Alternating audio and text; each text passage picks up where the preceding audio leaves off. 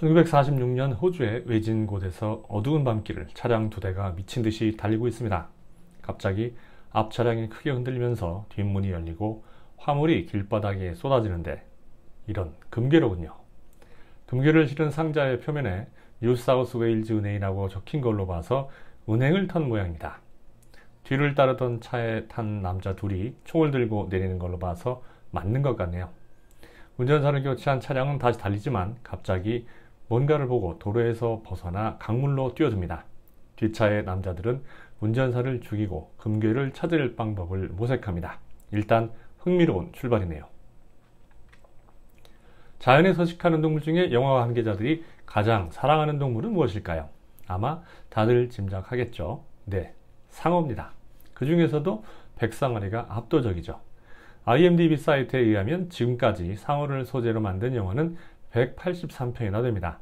그 다음 순위가 뱀, 개라고 하니까 영화 관계자들의 백상아리 사랑은 앞으로도 끝나지 않을 것 같습니다. 그런데 워낙 자주 만들다 보니 이제는 상어를 소재로 흥행작들과 다르게 만들기란 정말 어렵습니다.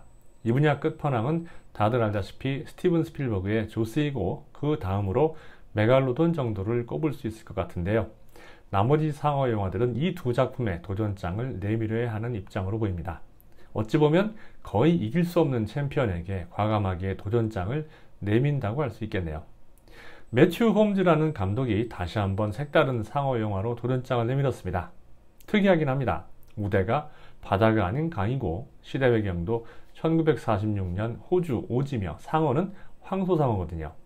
감독은 악당이 처한 입장을 통해서 관객들에게 묻습니다. 만약 당신이 금괴를 꺼내려면 어떻게 하겠습니까? 그리고 이번에는 잠수회사 사장의 입장에서 다시 묻습니다.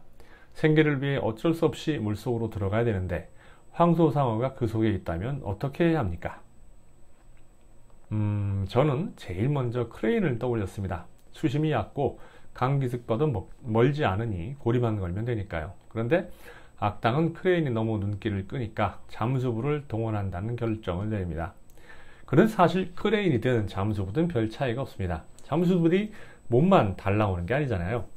바다였다면 설득력이 있을 텐데 얕은 강이기에 상어의 희생양을 만들기 위한 설정이라는 것을 알 수 있습니다. 때마침 멀지 않은 장소에 있는 시독이라는 잠수부 회사는 극심한 경영난을 겪고 있습니다. 직원 월급도 밀린 상태라 찬밥, 더운 밥을 가릴 경황이 아니죠. 사장은 화물에 대해서 비밀 엄수를 요청하는 고객에게 위험을 감지하면서도 결국 의뢰를 받아들입니다. 생존을 위한 선택이었지만 그 자신이 필사의 선택이 되리라고는 생각하지 못했죠. 시독 직원들은 강가에 잠수 장비를 대고 강 속으로 들어갑니다. 기다렸다는 듯이 황소상어가 이들을 공격합니다. 상어가 어떻게 강에 있냐고 악당 두목이 화를 내지만 이건 무식의 소치입니다. 영화에서도 설명하듯 황소상어는 바다와 강을 오가며 살 수 있거든요. 아마존강 유역에서 황소상어와 바다악어가 먹이를 다투는 장면은 자연 다큐멘터리에 아주 자주 등장합니다. 상어 영화의 클리셰는 뻔하기 때문에 시독 직원들과 황소상어의 사투는 충분히 예상 가능합니다. 결국 사장이 상어의 첫 번째 희생자가 되고 말죠. 저는 상어보다는 오히려 시독 직원들이 작업을 마친 후에 어떻게 악당들의 손에서 무사히 탈출하는지가 궁금했습니다. 다양한 상상을 해봤죠. 악당들 3명 모두 총을 갖고 있었기 때문에 직원 중 1명이 총을 어떻게든 손에 넣는다는 예상을 했는데 이거는 맞았습니다. 그런데 총을 어떻게 사용할지에 대해서는 잘 모르겠더라고요. 아무리 빨리 총을 쏜다 한들 나머지 악당이 반격을 하면 끝이니까요. 그런데 감독은 여기서 아주 기발한 해결책을 제안합니다. 해당 지역을 순찰하는 경찰을 등장시킨 겁니다. 경찰의 등장은 새로운 전환점을 가져옵니다. 경찰이 참여하는 순간 3대2가 되니까요. 이렇게 되면 대결이 마냥 불가능하지는 않습니다. 경찰이 악당들에 대해 의심을 하는 순간 총격전은 피할 수 없게 되죠.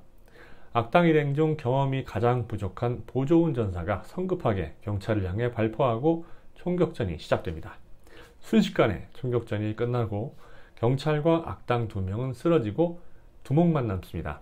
두목은 차 트렁크에서 기관단총을 꺼내드는데요. 권총대 기관단총이면 사실 게임 끝이죠. 절체절명의 순간 클라라와 지미는 어쩔 수 없이 황소상어가 있는 강으로 뛰어듭니다. 강 기슭에 남아있으면 무조건 총에 맞아 죽지만 강 속으로 뛰어들면 살아남을 확률이 50%는 되니까요. 과연 이들의 대결은 어떻게 되었을까요? 저는 결말을 보지 않고 맞출 수 있었는데 여러분들도 한번 상상력을 발휘해서 대결의 최후를 짐작해 보시죠. 사건 뒤에 감춰진 메시지를 읽어보자면 감독은 단순히 상어라는 외적 위협만 보여주려 한 것 같지는 않습니다. 이야기의 중심에는 생존을 위한 인간의 본능적인 욕망과 도덕적 딜레마가 자리 잡고 있습니다.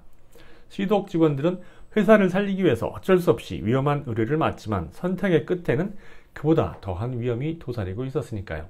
사장은 의뢰가 무척이나 위험한 걸 알았고 직원들이 계약을 취소하자고 의견을 냈는데도 불구하고 어쩔 수 없다며 작업을 강행합니다. 본인이야 사장이니까 어쩔 수 없지만 직원들 입장에서 보면 무척이나 이기적인 결정이었던 거죠. 사실 직원의 입장에서 보면 그 선택의 시점에 모든 걸 털고 회사를 나오는 게 맞습니다.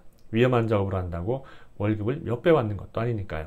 어느 괴수 영화에서도 그렇듯이 감독은 인간이 괴물보다 더 무서운 존재라는 메시지를 강조합니다. 위험해 보이지만 상어는 먹이를 먹기 위한 본능에 따라 움직일 뿐이지만 탐욕을 위해서 동족을 죽이는 짓을 태연히 벌이는 인간이 더 흉물스럽고 수준 이하라는 거죠. 영화의 시대 배경도 주목할 필요가 있습니다. 이 영화는 특이하게도 1946년을 배경으로 하는데 2차 세계대전이 끝난 직후라 전 세계적으로 경제적 빈곤이 창궐하던 시기였습니다. 그 속에서 평범한 서민들이 살아남기란 쉽지 않죠. 감독은 누구나 생존을 위해서 위험을 감수할 수밖에 없는 사회적 구조를 보여주면서 그 안에서 인간성의 빛과 어둠이 어떻게 드러나는지 그립니다. 매튜 홈즈 감독이 연출 당시 그렸던 야심찬 이상과 현실은 많이 달랐습니다. 1100만 달러의 제작비를 들였지만 전세계 박스오피스 수익은 고작 29만 9,747달러에 그쳤기 때문입니다. 이 정도면 제작비 대비 어디 가서 영화감독이라고 명함을 내밀기도 어려운 수준이죠.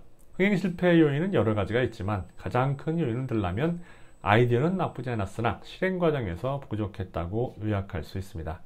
실질적인 영화의 주인공이라고 할 수 있는 상어가 임팩트가 없습니다. 관객들이 괴물 영화에서 기대하는 공통점은 비상식이거든요. 크기, 형태, 독성 이런 것에서 상식을 벗어나야 하는 건 기본이죠. 일반적인 백상아리 크기가 평균 4.5m인데 조스에 등장하는 백상아리는 몸 길이 7m, 무게가 3톤이 넘습니다. 실제로 지금까지 기록된 가장 큰 백상아리는 1945년 쿠바 해안에서 잡힌 길이 6.4m, 몸무게 3.2톤에 달하는 생물이라고 하니까 조스가 실제로 존재할 가능성도 충분한 거죠. 메갈로돈이나 킹콩 시리즈, 주라기 공원 시리즈에 관객들이 열광하는 것도 같은 이유입니다. 그런데 이 영화 속의 황소상어는 실제 크기와 별로 다르지 않습니다. 실제 황소상어의 평균 크기는 2.5m 정도인데 지금까지 최대 기록은 4m인데 영화 속 황소상어는 많이 봐줘봐야 4m가 될까 말까입니다. 괴수 영화의 주요 그루는 체급 미달인 거죠. 긴장감을 결말까지 끌고 가려면 상어를 어느 지점까지 감추다가 중반 이후에는 완전히 노출시켜야 하는데 이러한 과정도 없다는 점이 아쉽습니다. 특수효과의 한계를 감추려고 편집 속도를 빠르게 하고 상어의 일부 모습만 계속 보여주는데 끝내 상어의 전체 모습은 보여주지 않거든요. 스토리텔링도 순찰경관의 등장을 제외하고는 거의 예측 가능하다는 것도 실패 원인으로 지적할 수 있습니다. 관객이 사건 해결 과정에서 의외성을 느껴야 하는데 이러한 요소가 부족했네요. Fear Below는 1946년 호주라는 독창적인 상황 설정과 상어와 범죄자라는 이중 위협 구조라는 아이디어는 좋았습니다. 하지만 영화적으로 흥미롭게 표현하는 과정이 미흡했기에 관객들에게 강력한 임팩트나 만족을 주는 데는 실패했습니다. 영화 제작에서 참신한 아이디어만으로 충분하지 않으며 기술적 또 예술적 완성도가 뒷받침되어야 한다는 점을 보여주는 또 다른 사례라 할 것입니다. Fear Below에 대한 복마전 평점은 5.1점입니다.